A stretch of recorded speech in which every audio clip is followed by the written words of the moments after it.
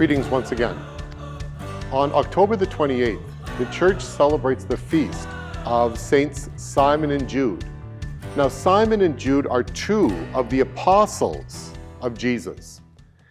Really, if you remember three names, you get half the apostles, because there were two Simons, this Simon and Simon Peter. There were two Jameses, James the Greater and James the Less, and two Judases, Judas Iscariot, who betrayed him, and then the Judas that we have here. We call him Jude, but he's referred to in the Bible as Judas. Now, this particular Judas is the only one of these two, of Simon and Jude, who has a line in the Bible where he says to Jesus, "Lord, how is it that you're going to reveal yourself to us and not to the world?" So that's the only thing we hear from the mouth of this Jude in the Bible. Simon is described as a zealot.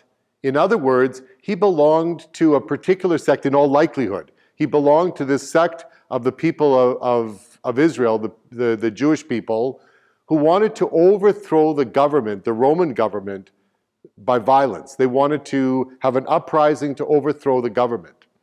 And so one of the things that is quite remarkable when we look at the apostles that Jesus chose, that they're such different people. You have Matthew the tax collector, you had fishermen, you have this guy who's a zealot, you have the more devout sect of the Jewish people, all of these different people. And yet Jesus is able to bring them together, to unite them. And I think it's an important thing for us, that regardless of people's political leanings or their understanding of so many different things, because we have so much division in the world, we see how Jesus was able to bring together all of these different people and unify them in the cause of proclaiming the message of the gospel, so that all people would learn about Jesus and eventually be saved. Now, Saint Simon and Jude, as far as we know, after the death and the resurrection of Jesus, they went to preach the gospel in the area known as Persia, so to the east of where the Holy Land is. They went there and they were both killed for their belief in the gospel and for proclaiming the message of Jesus in this particular area. We really don't know that much else about them other than this, which is quite amazing, because the Bible puts a really strong emphasis on the importance of the apostles. And yet we know so little about so many of the apostles. Well, so often we judge things as being important with how we feel about it. You know, if we're inspired by something, we think that that's important. Or if we can feel it, we think that that's important. But God gives us His graces oftentimes in invisible ways, in ways that we don't even see, in ways that we don't even perceive. And that's the importance. Over and over, the Bible talks about how the apostles are the foundation of the church. They're so important, and yet we know so little about some of them.